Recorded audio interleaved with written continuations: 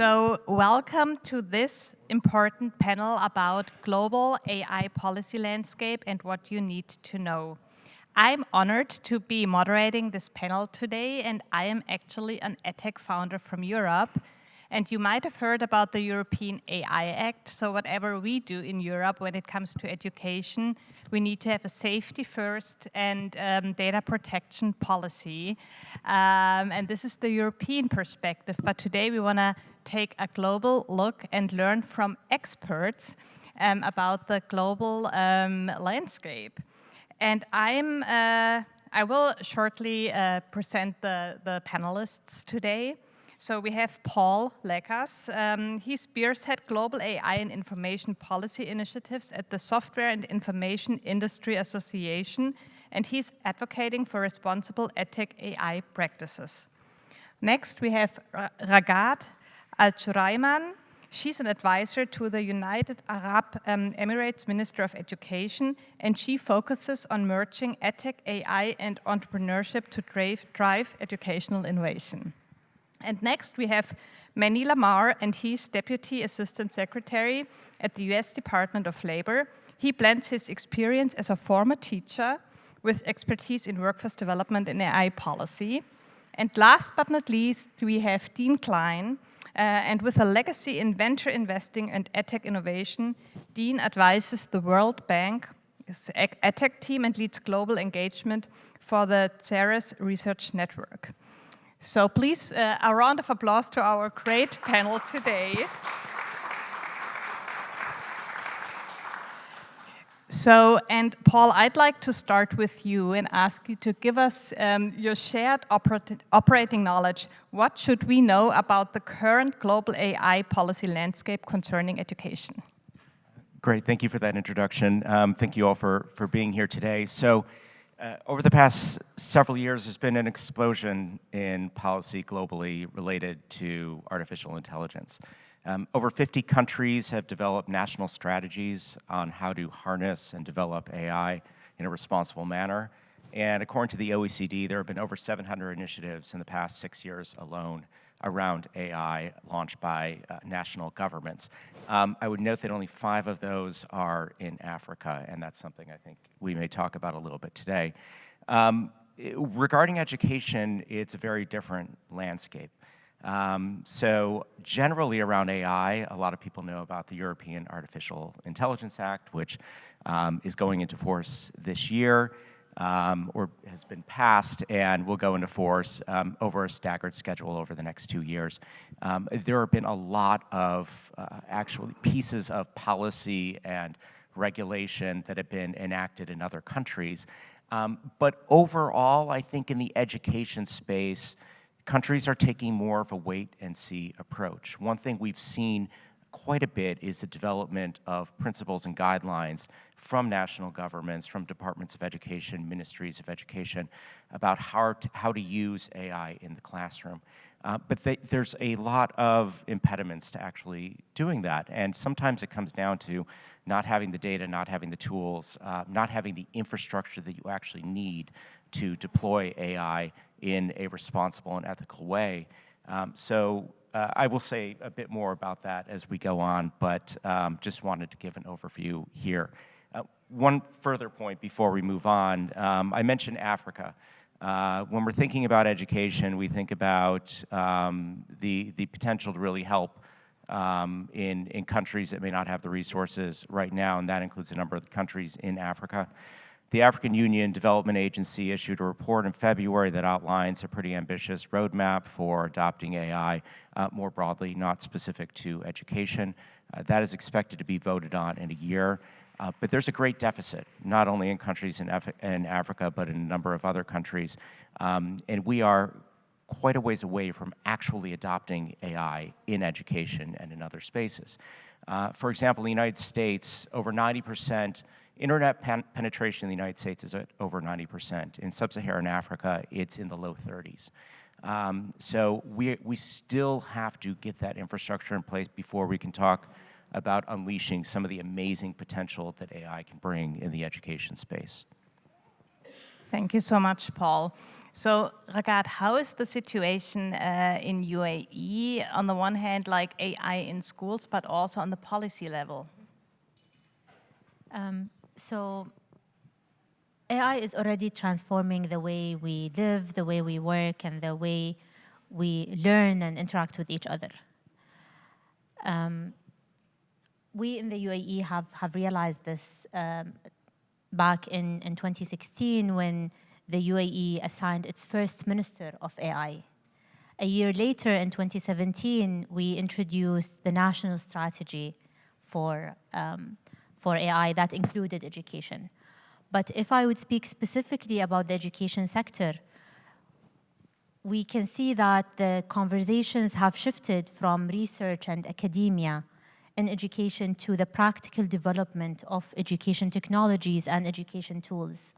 That resulted in an EdTech market size of around 140 billion as a global EdTech market size in 2023, with an estimated growth of 13 to 14% from today in 2024 to 2030, almost doubling it, reaching 250 billion USD as a global EdTech market size. Now, we as Ministry of Education, as policymakers, we know that if we don't embrace AI in education, we risk eliminating or alienating our formal education system from our students. And therefore, we made a very strategic decision as the UAE Ministry of Education just after the release of ChatGPT in November 2022, end of November 2022, our minister in February 2023 was on stage announcing 3 key decisions for the Ministry of Education. 1, that we fully embrace AI in education. And 2, that we will be conducting a system-wide review to see and assess how we can integrate AI in education. And we've started that process already when it comes to policy making, curriculum development, education delivery, and assessment. And 3, we launched our own national AI tutor that is developed by EdTech startups in the UAE like ASI and Aleph in partnership with Microsoft and other EdTech or technology companies. We've embraced that decision very early on, although we know that a lot of countries have decided to opt out and to ban AI in education. We decided to take that risk and to embrace AI in education with these initiatives and these tools. And we know that they will be reflected in 3 key areas. 1 is the student-facing tools like the AI tutor that I talked about. There is also teacher-facing tools like the teaching assistants and the other tools that will support our teachers to remove some of the admin burden. And 3 is system-wide tools that will help us as policymakers to get the data and insights that we need to make better decisions when it comes to education, and also to support education institutions and school principals in running their education institutions more efficiently and effectively. Wonderful. Seems like you are really far ahead when it comes to integrating AI into education. You've asked me about policies as well, yeah. Right? So more specifically on policy, we're currently working with our partner. I'll make it short. So we're currently working with different partners like the World Economic Forum and Strategy and to developing our own policy guidelines and drafting our policies when it comes to embracing AI in education.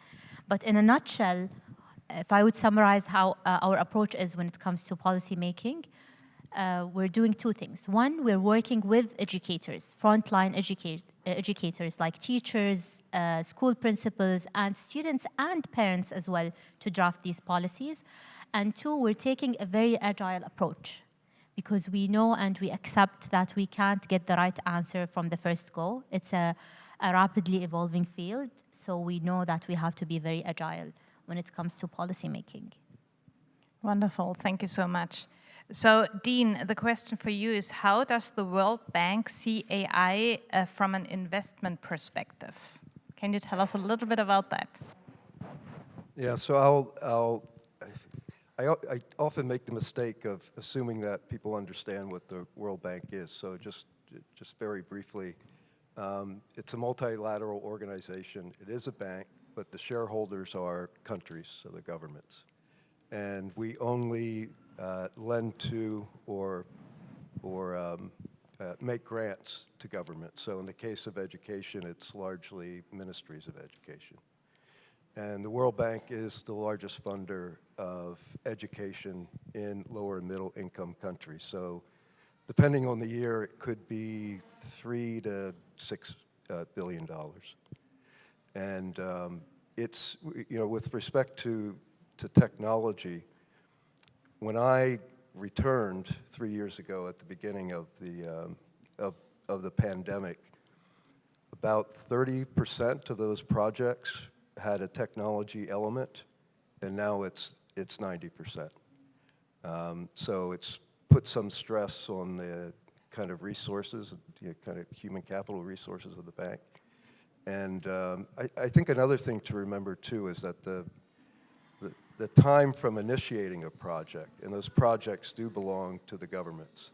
At the end of the day, they will borrow or they may get a grant for it. So with education projects, probably about a half of it are concessionals. That means it's very low interest rate, it's a grant, it's a guarantee.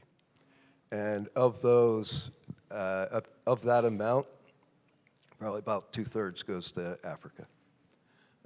So, and I think that's a rightful focus. So that's kind of the background, the situation. There's been a lot of demand for AI by most governments, and we don't assume that they understand sort of the implications. I'm not even so sure we do, you know, most of the time. So then it's a matter of getting expertise to that. You know, how do you, you know, what sort of AI do you want? And usually, you know, then there's, you know, kind of an educational process there because there's 17 types, at least right now, I believe. You know, how do you want to use it? Why do you want to use it? But there's a general concern that these countries will, within these countries and by the World Bank, that they'll fall further and further behind on AI and education and skills. And you've got tremendous pressure on the part of young people who will need to be properly educated, who probably are not. I think it's 50% of 10-year-olds in lower and middle income countries can understand a simple paragraph and read it. And in a lot of the countries that get concessional lending from the World Bank, it's more like 80%. So it's a huge, and it's, in my view, kind of the challenge for our time, because you're having these tremendous demographic pressures too. And I think by 2050, a third of the world's youth, so think of that as like 15 to 24 years old, will be in Africa. And right now, unemployment, I think 1 out of 4 people who are unemployed are youth. So we expect that to get worse too. So you can see there's a lot of concern about kind of the political, economic pressures that are going to come on governments, and, you know, making sure that these that young people have sort of, you know, work that's meaningful to them. So with respect to the World Bank, we've just started doing, putting AI into education projects, and that's almost entirely been in higher education. One of the concerns, of course, we would have is the data security and data sharing. And in terms of that sharing, that data belongs to the countries, so it's up to them what to do with it. The World Bank cannot dictate that. Most of those countries do not want it shared, not even anonymized, not even aggregate data. You know, we carry it, but we can't necessarily, you know, give it out. I think there's also a concern about the policy environment, whether it's correct, and that policy environment is going to just keep moving. So I'm thinking, how do we use AI to create AI policy? And that's something that we have to work on. It's kind of very, very nascent right now.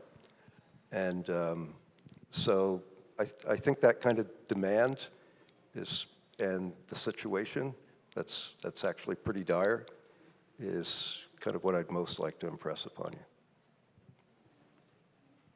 Thanks for that insight and all these numbers. So now I would like to have a really hands-on question. Start with you, Manny. You're a former educator, you're a former classroom teacher. If you were still teaching today, what would you do? What would be your approach? Yeah, good question. Do I have any former educators in the audience or current educators? Awesome, excellent. So hopefully, at the minimum, you all will be able to relate to some of this. So I think two things come to mind when I think about that. On the one hand, it's what I would do differently, and on the other hand, it's what I think I would already be doing, but wanting to accelerate on that. On the one hand of what I would do differently, I would emphasize a lot more on digital literacy. So I taught elementary and middle school, and I think sometimes us as adults, sometimes we assume that if a student knows how to turn on an iPad, a laptop, or even use ChatGPT, that means they're actually digitally literate. And that's actually not the case. There's two components to that. There's, do you know how to use the tool? And so I have 2-year-old nephews. I swear to you, it's like they came out the womb doing this on screens. They're like doing this. They want to, and so that's one thing. But actually understanding, if you understand the key components of it and how, so for example, another example, I have teenage nephews that could upload an essay and get you a good response in ChatGPT. But if I have a dialogue with them to actually push them to internalize what is it that this topic is about, they'll struggle. So I would embed digital literacy a lot more, like understanding it sounds almost basic, right? The sources, like how are you thinking strategically? And quite frankly, as an educator, I was focused on the more kind of the traditional reading and writing, arithmetic. So I would embed digital literacy more and push that piece in terms of what I would do differently. What I would continue to do and what I would urge, I think all of us to do in the context of education is, one is embed it intentionally into the classroom and for me to know it. Because even when I hear AI now, as someone that sometimes I get irky when I hear buzzwords, I almost think sometimes people just throw out AI and whether they mean AI or not, and what aspect you're talking about AI, right? Are you talking about a tool? Are you talking about a specific system? Are you talking about a specific policy? So as a teacher, as an educator or former educator, and now I'm at the Department of Labor working on workforce and as we work on report to the president around his executive order that I could touch upon in a little bit later, is that being more intentional about understanding what the heck we're talking about when we say AI. And I would particularly focus on 4 areas, and I would infuse that into my classroom. To me, the 4 things area that comes to mind in the landscape, both globally and nationally on AI, and I'd love to kind of have the panel either push back on it, add to it, subtract from it, is one is technical, safety. The technical safety, how are we talking about in terms of the tool? Is it safe? What are the unintended consequences? Number 2, I would say ethics. And so there are really strategic decisions that, whether it's government or the private sector or civil society, we'll have to make about the deployment of use of a technology or AI that I think sometimes, kind of like social media, we think about after the fact. So the second thing is the ethics. The third thing I would say is around privacy. And so privacy, actually in many ways, I remember when I was at the state level, working at the Department of Labor in the governor's office at the state level, I remember legislatures and even parents and families I don't want you to use my kid's data. I want to protect the data. And one of the basic things I think we mostly know here is that when we talk about AI as if this is a mythical thing, it's really a bunch of data And then once you add in some like very nuanced, whether deep learning, large language models, that's like building onto it. And then the fourth and final thing I'll just say is around bias. Like being very, very intentional about that. And I really like, Dean, your point around like, what are the problems we're trying to solve that you mentioned? What are the questions we're trying to get answers to?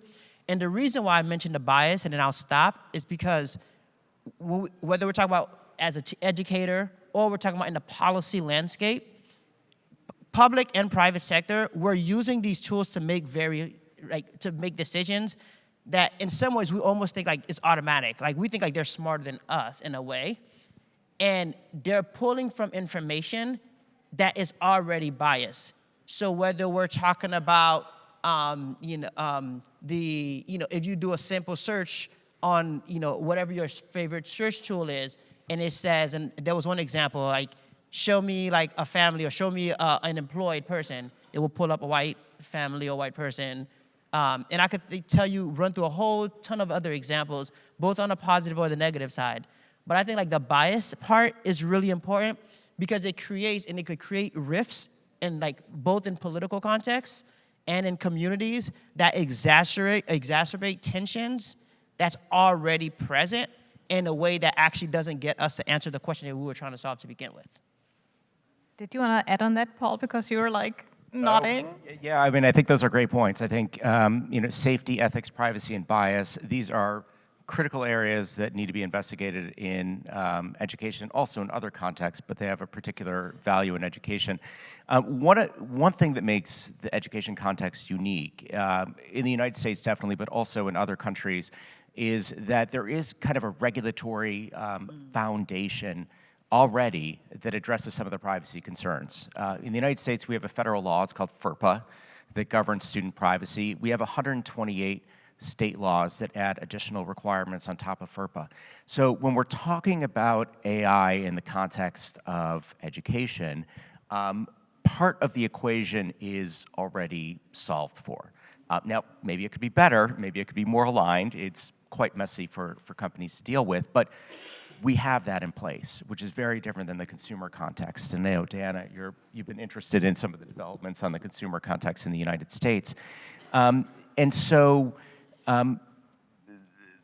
because AI is fundamentally based on the data, we can kind of build on that and really focus on the applications and things of that nature. But there are so many things that make education such a unique use case that it requires a lot more attention. And I think this is one of the reasons why we haven't seen a lot of governments come out with hard and fast rules for using AI in education. Japan a couple of months ago came out with new guidelines that said you have to understand how AI works before you use it in the classroom, but that's kind of an anomaly. In the United States, we've received some excellent guidance so far from the Department of Education, a really amazing report that came out last year, I think it was in July, which I encourage everybody to look at. We also are seeing some real collaborative work among civil society, government, and industry. One effort I'd like to highlight is the EdSafe AI Alliance, which we are part of, which has a framework that is grounded in safety, accountability, transparency, fairness, and efficacy. And the whole goal there is to really pull together experts, pull together industry, talk with governments domestically and internationally, and try to raise the bar on AI in the classroom and try to move towards real concrete guidelines to make sure we're doing this in the right way. And I think that those sorts of projects are really essential going forward. Yeah, can I want to amplify too what Manny has to say on equity and bias, which is sort of extremely important, particularly for the World Bank too, because we're looking at 180 nations, and I think even the language that we use to create these models is very important. And this kind of innate bias, because a lot of those models will be being constructed here. So if you can kind of picture yourself as a kid in Bangladesh using this, and then what comes up is the, is the picture that you mentioned. The kid's going to be rightfully wary of that. And then also, too, and picking up what you had to say, I think particularly in the Middle East, in the UAE and in Saudi Arabia, have made a incredible effort on how to use AI properly in education. I think in a lot of ways more so than here in other kind of Western countries. So my guess is there's going to be a lot to be learned from that. So, thank you. On that note, as well as building on what my colleagues were mentioning, there is a part on the data security and the data safety, but there is the educational element that might be looked at as biased, but there is also the cultural and value angle to it, and the language as well. Like for us in the UAE, as we're building our tools, it's not just building the applications, it's also building the infrastructure. It's building the LLMs that understand our language, and be it modern standard Arabic or the dialect that the students use at home. It's being able to develop a tool that they can speak with and they can trust as well, as students and as guardians, as parents and teachers. And that goes back to the critical thinking, I would call, of a skill, more so than just the digital literacy. Digital literacy is very important, but also making sure that you have the foundations right, and then making sure that your students as well have that skill to be able to judge whether the information they're getting or the answers they're getting is correct or not, and working with the educators to assess, because it's going to be a long process. We're not gonna get it in one go, right? And we can't wait until we have the perfect tools to launch them to the students. So it has to be a balance of both sides. Just briefly on that, I think that's a real positive model for the rest of the world. Building on what Dean and Manny said, if we're building AI tools on data that's not representative of the local populations and of the cultures and values of the communities in which the AI tools will be used, especially in education, they're going to be of limited use. We've seen this come up in the healthcare context a number of times, but education's even more personalized in a way when we're talking about actually using AI to improve educational outcomes as opposed to, perhaps administrative purposes in the school. So it's a real concern. Everyone knows about the digital divide, but there's a real concern that the AI divide is going to be much greater, given the cost required to develop the kind of data sets that you need to build those educational applications on top of them. And I think that's something domestically, but also from an international lens, a real issue. And to that point, Paul, and something else RJ mentioned is one of the ways, and this is like the plug in terms of the work that we do at the Department of Labor, and something that I think we don't want to see, and Paul, you mentioned around the divide. I think one of the other pieces is, so while there's all those other concerns, I do want to say, and this goes back even to your original question around what I would do differently or what we should be doing, is making sure that students across the board actually have the exposure. Because I often think about in the workforce development context, so we oversee the public workforce system at the Department of Labor's Employment and Training Administration, and we do a variety of kind of job training, skills, tools, and to both on the policy and investment side. But I often go back to something in an experience something I heard from a student once. And when we're trying to talk about how to expose them to make sure that they're aware of all these kind of new and emerging sectors, a student said, how can we get experience if every job we apply to requires experience? And so I think about that in the context of what, Paul, what you mentioned about the divide, and RJ, what you mentioned in terms of the, like how we, to ensure that people have the access to it. Because what we don't want to happen is that in 10 years, we're back at this same session or maybe a different session.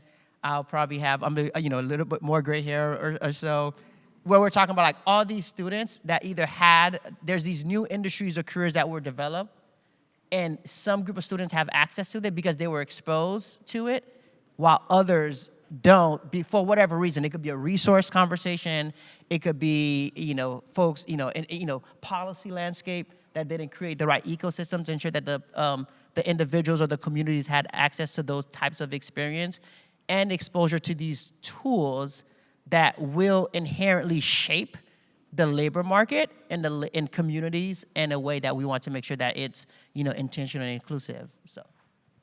So I have like another question. When we are building guidelines and regulations, how do we make sure that the people who are involved in this process, that we have to like them equally involved? So is this something you take care of, especially when it comes to the executive order? So who's actually on the table doing this? I think this is one important question, especially since we know that the data in all the large language models, that's not equally distributed. So is there anything you can do to make sure to have all the voices on the table? Absolutely. So I'll just mention really quickly, I'd love for my colleagues to chime in too in terms of their perspective. But a few months back, President Biden signed an executive order on AI, and in that executive order, he tasked agencies to do a variety of key things. I'll talk about from the Department of Labor's perspective, and of course we work closely with the Department of Education as well, but the two kind of big picture things that we're really working on, and we have this report due to the president in a couple weeks. I'm still finalizing with the team. But one is around principles and best practices. And so what are kind of big picture key kind of themes or principles that whether it's developers, employers, governments should leverage? And then two, working on a report around impact of displaced workers and how we think strategically about supporting and how can the ecosystem really support workers that are displaced for a variety of reasons, in particular, specifically in this context for AI that's been impacted by technology. So going back to your question, though, about what can we do, I think it's like the number one thing, it sounds almost elementary, but it's like, one, making sure that the people that are most impacted or that could be most impacted, they're at the table. One of the things that we're doing and that we've been doing is that our team has been doing is whether we're talking to developers and making sure that we're hearing from developers and employers, but also making sure that we're hearing from workers and individuals that, are most likely to be impacted. I often think about from the policy context. So when I left the classroom about 12 or so years ago and started focusing deeply on policy, I often think about when I'm having a policy conversation, I look around the table. Like one, what is the problem we're trying to solve? Two, I just look around, who's most impacted, and are they represented in that room or in that conversation? And if they're not represented in that conversation, I go out and try to seek their input, and I think we could find ways to institutionalize that kind of work. And so at least at the Department of Labor, we're literally just hearing from workers, hearing from employers, hearing from developers, to actually both better educate ourselves, but also just to make sure that we're actually hearing the different perspective of those that's most impacted. Can I just add on that? So following the executive order, actually, I think it was earlier this month or last month, the Office of Management and Budget, which is part of the White House, issued guidelines for the federal government's use of AI, and it builds in some processes to gather input from potentially affected communities and be very representative for any type of safety or rights impact AI that the government ends up adopting. And this is separate from what Manny was talking about, but it's part of that bigger effort that the US government is promoting. I think, my sense is there's also an interest in industry generally, and I can't speak for every company, to try to do things better and safer and more responsible.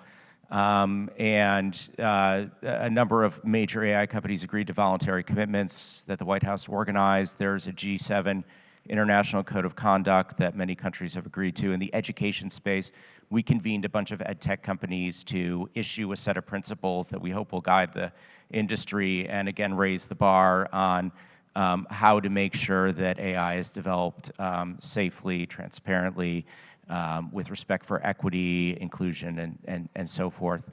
I do want to say that in just one point that in this space, we can't just rely on government. It really needs to be a much broader effort. And, industry has an important role, civil society has an important role. And I think we all need to work together, and it's got to be more about just guardrails. Guardrails are absolutely essential.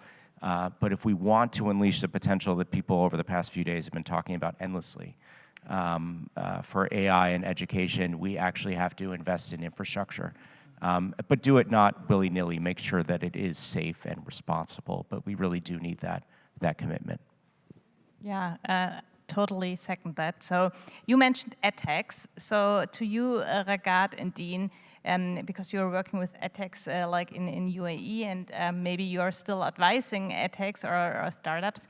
If you would advise EdTech startups about AI on a global scale, what would you tell them? How should they work? What should they do? Maybe you want to start, Raghad? I have a follow-up note on the global landscape, the UAE specifically, around the reactions on introducing tools and AI policies.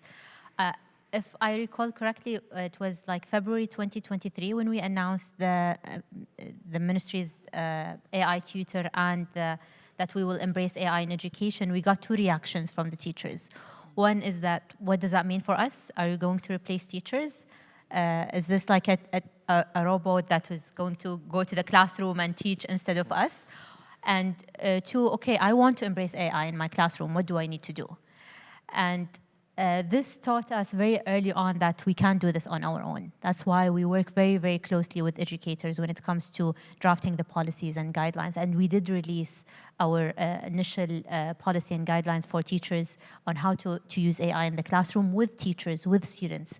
That's one. And two is also when we develop our tools, we need to have them as well part of that process. For example, with the AI tutor that we're developing right now, we have teachers onboarded as the master teachers that will help us develop the tool in a way and train the tool in a way that reflects what the best teachers in the UAE would do, and to complement their efforts as well. It's going to happen outside the classroom, not inside the classroom and replace teachers. It's providing access to students who lack that. We already have a global shortage when it comes to teachers. So technologies are here to support us in solving for these challenges and not just creating challenges within the education space or any other sector. Now, going back to your question on my advice to EdTech startups, we've talked a lot about data security and safety throughout the conversation today. For example, in the UAE, we have very strict data sovereignty laws and data security laws as well. And if I would have any advice to EdTech startups, private sector, and non-governmental entities as well, to find the right partners, because you can't find all the answers by yourselves. For example, us as the Ministry of Education, we don't come up with all the rules and regulations when it comes to data privacy and data security. We work with the National Cybersecurity Council, and then we come in with the education-specific laws and regulations. So my advice would be to find the right partners that understand the markets that you want to get into, and work with, even with the government, understand the markets that you want to get into and what their laws and regulations are. Thank you. Anything to add, Dean? Yeah, first, I don't want to leave you with the impression that we're not sort of educating government officials, and in our case, that's who we work with. But we developed several years ago what we call a policy academy. So twice a year, we bring in policymakers and sort of their the project managers within the World Bank who work on projects in those countries that have a technology element, and we go through, basically, it's a project-based learning course, and kind of bring them to a better understanding of what's going on. But my advice to an EdTech company would be, kind of as I mentioned before, I mean, there's tremendous demand, and that's just going to keep growing because there are laggards, and 10 years later, they'll only kind of start doing this, and it runs the gambit as long as you kind of know what you're doing with respect to AI, but also very important to, as RJ said too, on the market, to understand what markets you're looking at, because you could waste an awful lot of time. So you want to look at the folks who are leading and who have started to implement some of this, and who have the infrastructure and capacity to do it. Thank you so much. So I cannot believe it, but we are already at the end of the panel. So I would like to ask you to just give like either one word or one tweet, just what do you hope for AI in the future? What is your hope? Maybe we'll just go here. You start, Paul. I think we need to work across borders. I think we need more cohesion globally to increase the capacity to actually take advantage of what AI can do in the education space. I would iterate on the opportunity on EdTech and AI in education, and I know there is a talent shortage when it comes to AI, so I would prioritize solving for AI in education and graduating the talent that we need, be it the basic skills that we need for everyone to survive in the future workforce, or the EdTech the AI experts that we need in the education space and other areas as well. I think from a workforce perspective, I'll mention another quick quote that I've heard. This one was from an employer. I remember he said, "We hire for hard skills, we fire for soft skills." And so in the conversation about AI, everything that Paul, Dean, and RJ talked about in terms of partnerships, in terms of like all the components is also really critical, and making sure that there's the exposure. But on the other hand, let's also not forget in the context of when we're talking about working with children, working with families, to make sure that we're complementary in the conversation when we're talking about AI, so that we're always combining both so that they have the most opportunities to be successful. Yeah, I think in the countries that we serve, it's clear to me at least that we're just not going to be able to build enough schools, train enough teachers, hire enough teachers. And so I think the realization is getting there. I mean, if we could have, I hope we would have, but we haven't. So I'm actually optimistic about how we might use AI to kind of close that gap, but we have to be very intentional about it. So thank you very much to the 4 panelists. A big round of applause.